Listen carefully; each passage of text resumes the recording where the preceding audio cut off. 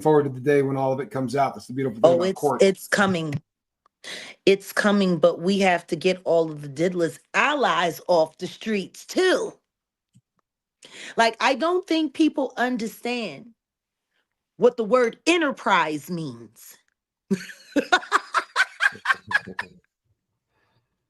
You Mhm. know? The Combs enterprise.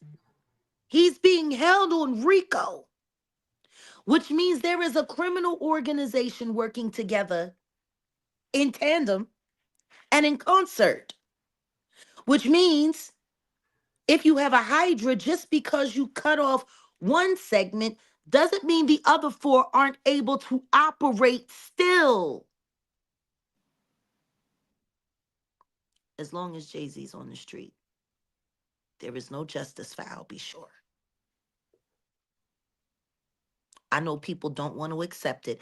I know they don't want to draw the line. But until we can get the whole Loch Ness monster, all limbs locked in tight, everyone who is sitting on the truth has to sit on it just a little bit longer, because the truth is, what's the point in going to authorities that are just going to tell you there's nothing that they can do because that person is protected? So, is one of the co-conspirators in the criminal enterprise the guy called Shane that Ariel said was a scouter?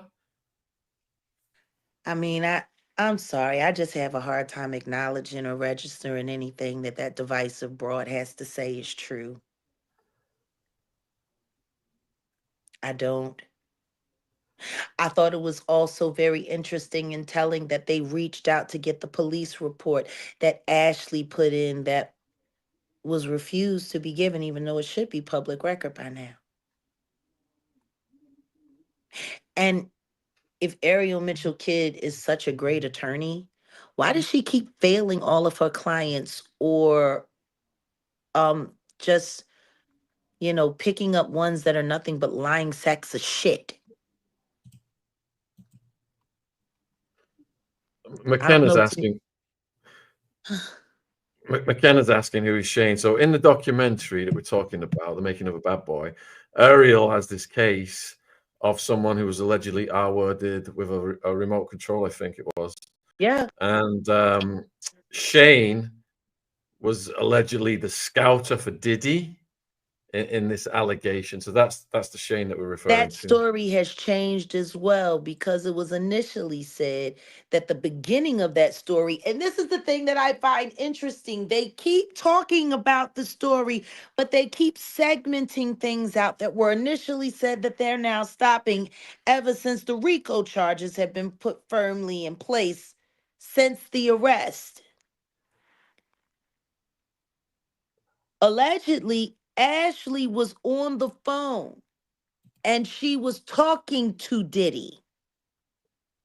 Someone, I guess it's the Shane person, put her on the phone with Diddy. And I guess Diddy was asking her if she wanted to party and hang out. And she said, no, because I know what you did to Tupac. And then that's when she was coerced to come to the next location where Diddy was, with Christina Coram, who also administered unlawful medical procedure on this woman at the same time, while, during the midst of the whole graping with the remote control. Like, that wasn't just some freak off. That woman was brought there to be punished because she called him out for doing what allegedly we all believe he did to Tupac Shakur. That wasn't just some wild moment of SA passion. That was done to her to make sure she never talked about the Tupac thing again. And how do you have that client and that lawyer in that documentary and that part be completely excluded?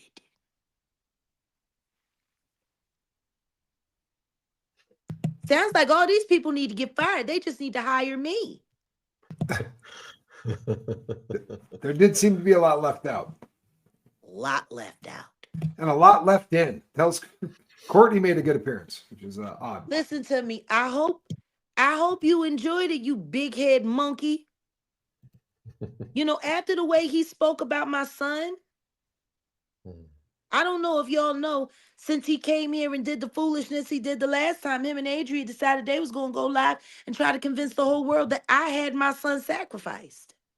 Oh, Disrespectful Did you know that? shit. Yeah, I saw that. no. Yeah. That's terrible. I'm sorry, Ariel kid. I don't believe you. You got She Diddy as a victim. You got Courtney Bum as a victim. You were representing Jamal, Todd, whatever. You seem to be involved with a lot of frauds. And meanwhile, there's a very real victim on your roster. And the most important part of her story, you didn't make sure they put that. If they couldn't get the police report, you couldn't make sure that that story made it? You don't sound like much of an attorney to me. I'm glad you fleed me. Who would want you representing them? That was your big moment. You've been sitting around, running around, doing all these interviews. Then you disappear right before this comes out. And the most important part of your client's story, you don't include. But you did make sure to get that big face buffoon up there who disrespected my friend with all of the very unreal details that were put in that very real cry for help.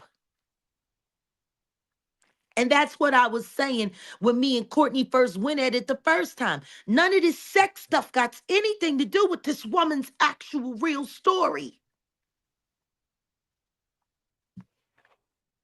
Because tales of the abuse were in that diary. And more than what they put in there. Truth is, would nobody be even talking about Cassie if Kim had lived? Because it would have been Kim and her diary and her evidence that she had been collecting for years that would have had Diddy probably convicted already by now. See, the Cassie allegation is easier to beat.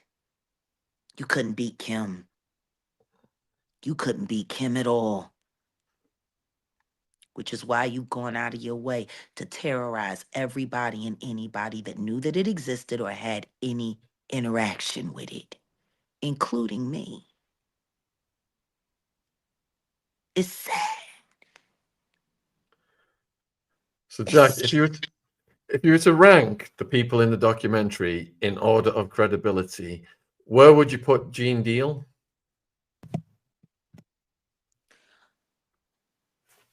Let me give you my lineup. I'll be sure. Ashley, Gene Deal, and then you can do what you want to do with the rest of them. That's a great answer. Jess is wondering, talk about the guy who remained anonymous in the documentary. It sounded like Courtney. Who was that guy? That was not Courtney, and it wasn't Little Rod. But if it is who I think it is, out of respect for him and his family, I won't even think about trying to remember his name. Because he had footage from inside the studio. And they just showed that clip. I'm sure there's a lot more. So Sonia's wondering your thoughts on how Diddy might feel about Cassie now having a beautiful family. Do you think she will finally be left in peace? Well, I mean, I think it would be wise for people to go back and watch his acceptance speech on BET for his Lifetime Achievement Award. When Young Miami was there as his paramour, holding a banner that says, "Go Daddy," He thanks her And he Mhm. in the didn't thank dark times her. He thanked Cassie for holding it for down. holding him down through the dark times after she had moved on and married and started a family. Is everyone forgetting how people were saying how Diddy was still approaching Cassie as if they were still in a relationship after she had left him while she was with Mr. Fine, her husband? You heard about that, right? Like he was still pretending, he was still including her in posts while she was a married woman. And people kept, even 50 Cent said something to say about it. Man, when's the time to let go? He said, I don't know when I feel like letting go. He said he bragged about still going after Cassie while she was newly married and had just had a baby. They're like, but they married, they have a baby. He's like, well, you know, it's my girl. That's how he was still referring to her. And if we pay attention to what the documents in the lawsuit said, after she left him, he came and he assaulted her one more time. So I want you to think about all of that. And now let's rewind 30 years and think about the story my friend Albert just told you about what Diddy did to him and his wife. And even though he went through all of that trouble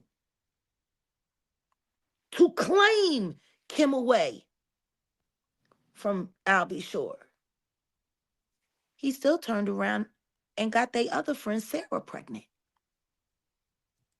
while him and Kim were together, which is why the twins and Chance are so close in age. He was sleeping with all of the friends, and he was friends with all of their boyfriends and husbands. I don't know. That to me is a clear line of that's behavior. That's calculated behavior that's been going on for 30 years. This man does not know how to take no for an answer. This man must have what else. You know, did you ever see The Count of Monte Cristo? I read it. Yeah. Thinking about this story now, it makes me think about that. Whether you read it or whether you saw the film, any one of them, there was one line when Count Mondego, because it was Edmond Dantes and Count Mondego. And Count Mondego was the wealthy son of, you know, nobility. And Edmond Dantes was a hardworking guy who was working his way up in the world the honest way. He was in love with a beautiful woman. And every time Edmond turned his back, Fernand is sitting there all up in Mercedes' face. You're gonna be mine one day. You don't want to be the wife of a ship hand. I'm noble, and you should leave him for me. And whoop de woo. And she looked at him and she said, "Do you remember when we were children? And you got a pony for Christmas, and Edmond got that whistle, and Edmond was so happy with his whistle that it pissed you off, and you didn't even appreciate the horse you had just gotten." And she looked at him in the story and says, Fanon, I am not going to be your new whistle. And what did he do? He turned around, set his friend up, let him go to jail for the rest of his life for a crime he didn't commit that he set up. And what did he end up having for all of that time? He had Mercedes and he had the child that he posed as his family, his son, his wife, and he made it seem like he did the noble thing because his friend was unalive. And so he came in and then they had a baby. Turns out it was Edmond baby all along. Now, whether he knew it was Edmond's baby or not, Who knows? But what mattered to him was being able to take the one thing that made another human being so happy. And guess what? He wasn't happy for long either. He was running around cheating on Mercedes with every woman and whore in Paris and all of that. He went through all of that to get it. And then lost interest. She had said it to him. All I'm going to be to you is a new whistle. And that's how I feel about Diddy. This is a terribly unhappy person that when he sees happiness on another human being, he wants to take it and claim it for himself because he thinks if he gets it, it's going to make him feel better. And then he gets it and then he just doesn't care anymore. And then he goes off looking for a new whistle. All of these relationships with these women that he's had publicly have overlapped. Publicly. Meanwhile, we can't stop hearing about all these male victims that happened in the midst of all of these overlapping female relations. Do y'all see where I'm going? I'm going to fall back. I'm going to let y'all talk. Tommy, what have you got? To me, this is it's never been about the male, the female, anything. This is a guy that gets his rocks off making people do things they don't want to do, right? So if you could get somebody that's heterosexual and force them to do something that's goes against that, that's about as far as you can push a human being to get him to do something that is outside your comfort zone, right? Sleep with the sex you're not accustomed to sleeping with. That's about as bad as you can do. And we keep hearing in all of these lawsuits where he'll say to a bodyguard, you get in there, you do it next. And everybody assumes that the bodyguard's like, yeah, let's do this. My gut is he's probably making these people do things that they're going to regret for the rest of their lives. You know what I mean? You heard in the documentary, right? You get that coat, right? You get that gear. It's blood in, it's blood out. And, you know, we even hear him joking about that in videos, you know, and then he giggles afterwards, but it doesn't seem like he was kidding much, right? They really have gone out of their way to kind of build this thing into it's a Diddy cult, that whole damn enterprise. And you're right, it's an enterprise, right? We got a letter coming out on February 1st called the Enterprise Letter, and it's gonna spill out all of this crap and tell us who was there and who wasn't. I know people keep saying they're worried that Jay's gonna walk. Man, you said that about Diddy, right? You did. All you sent me emails for a long time. Diddy. Yeah, damn right. Everybody told me I was crazy. And where is Diddy? DC, Brooklyn. Now, see, understand this. I'm not a Diddy victim. But I have survived and am still surviving Shaun Carter. I promise you, if y'all think I was willing to go that hard on Diddy, y'all have no idea what I'm prepared to do for Mr. Carter. They're all going. I pray to God, and when I pray, he answers my prayer. They're going to make it hard. And guess what? You know what happens when you in a car accident and you tense up? You end up breaking more things. Yeah, but drunk people always survive. It's better to just be relaxed and let things go. But the harder you fight it, the harder your pain is going to be. Am I wrong, Tommy? Not at all. And I'm telling you that we're gonna see him. This is the same situation. This is the exact same situation. This is the third time we've seen it, right? We saw it with R. Kelly. People are terrified because these people victimize so many people and they're so flagrant. They got zero impulse control and they're in your face. When they disappear, then people start doing when they're not in fear anymore, the truth will come out in a bigger way. And it's gonna happen. 2025 is gonna happen.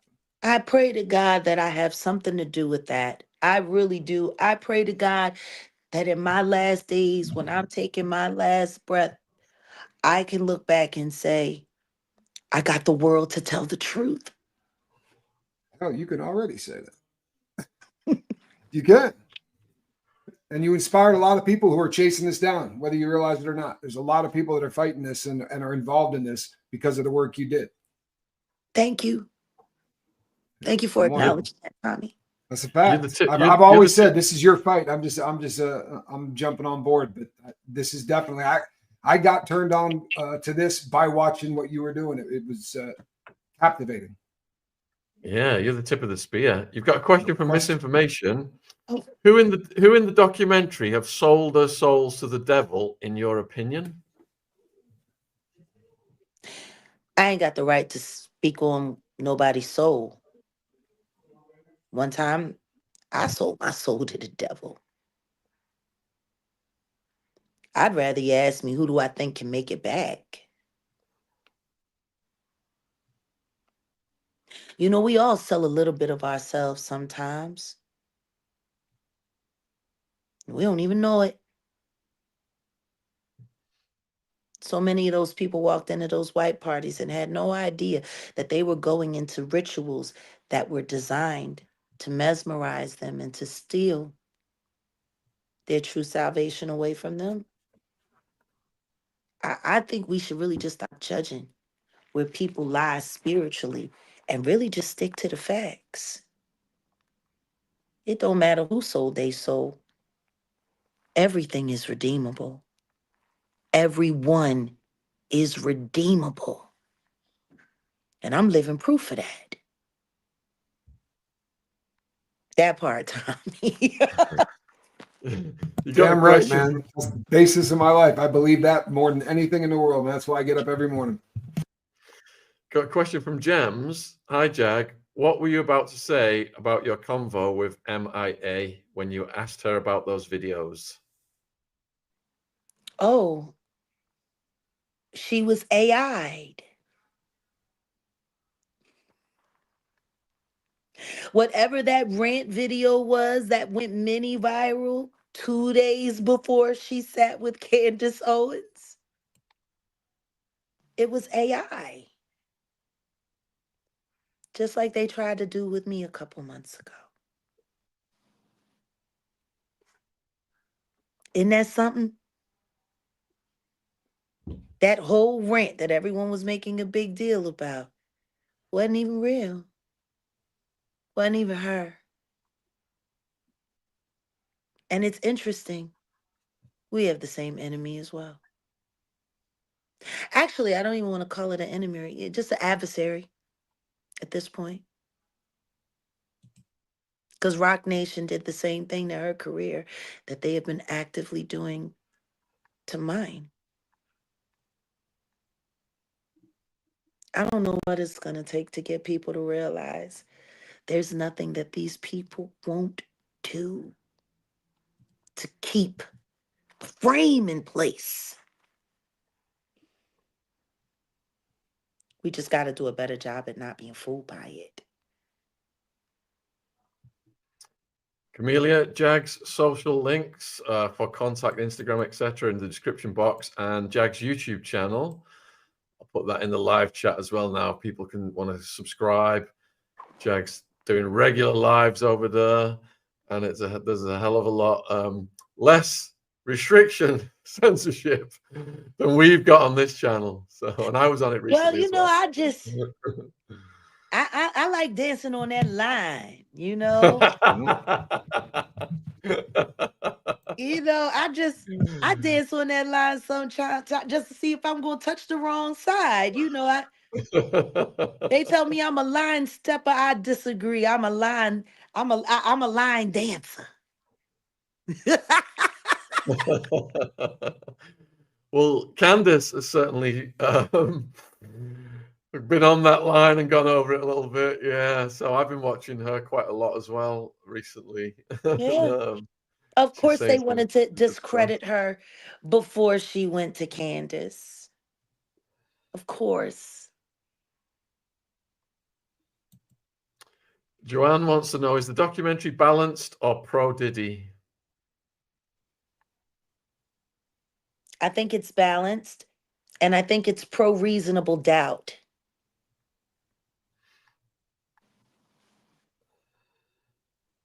It's interesting what's not in it as much as what's in Very it. interesting. Oh, this is an interesting one. I don't know if you've touched on it yet. Great Your question. thoughts Hey, on Akia. Bieber on following Usha? He didn't just unfollow Usher, he also unfollowed his father-in-law. And the best man at his wedding and one of his security guards, right? He Because I got think busy. he's finally popping out of the fog. He didn't unfollow Diddy yet, which I find there's got to be a message in that, right? I There's mean, he def- unfollows all these people, but doesn't unfollow Diddy. I don't know what that means, but that's weird. well, I'm sure that was a PR move. Because the second that he does unfollow Diddy, everyone's going to be waiting for his victim statement to come out. He's not going to unfollow Diddy until he's brave enough to come forward. But I think right now he's looking all around him. And I hope he's questioning that marriage.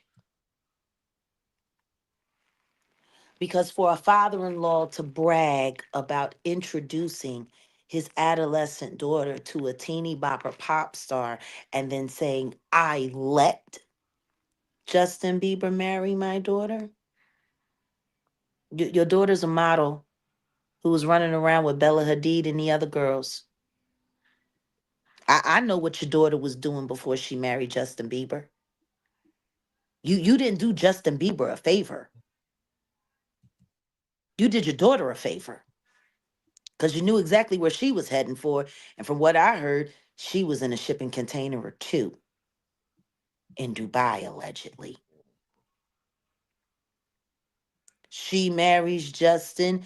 You come in management. Y'all live happily ever after on all the money that he made and all the suffering that he did. And you keep going back to the elites, handling him for them. They ain't nothing but Schluminati babysitters. Got that baby pushed out fast, too. Look at Cardi B. Look at her life. It's a mess. And I told her, you don't keep having babies by that fool. Because they're going to use those kids to trap you up. And even if Justin does wake all the way up and leaves his wife, she got that baby. And a baby, it's the best kind of liquid handcuffs you can put on somebody. I'm telling you, it's an anchor. It definitely is an anchor, especially if you're solid. I mean, if you're one of those people that doesn't run out, you're More hooked. importantly than that, they like hanging with the people that like hurting kids. You want your child raised by them? And there's been some cryptic messages coming out of that dude. I don't know. I'm not trying to be disrespectful, so this is an opinion, right? We'll leave it right at that.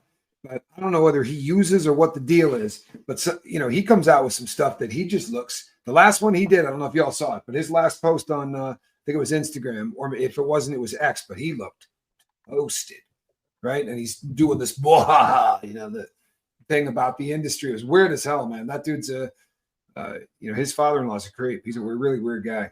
I don't understand why nobody is taking into consideration that MK Ultra might be involved.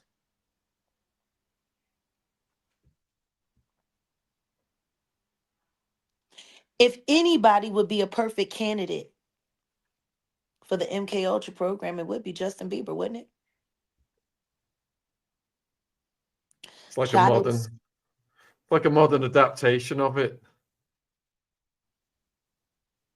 And by the way, just for anyone, I hope there's nobody out there that still thinks that's a conspiracy theory or anything. I did the FOIA on that in prison for somebody else. It was the first time I had ever done any of this because you can only do so many as a convict, as an inmate. You can do a couple a year. So the guy came to me and said, "Hey man, have you used your FOIA?" I said, "I don't know what a FOIA is, right?" So he had me write it out. And while we were on a lockdown, it came to my cell. I swear to God, man, it was 4 feet high. It was 4 feet high. They delivered this stuff. And they throw in stuff like people's timesheets. Nothing was in order. Stuff's redacted, but it's in there. That program existed. They just did they make it real hard to read. But yeah, I that was my first FOIA ever. I was pretty proud of myself. That was the first one. and Yeah, let's be clear on this. They want you to believe that it all happened just in movies. Yet, the saying, art imitates life.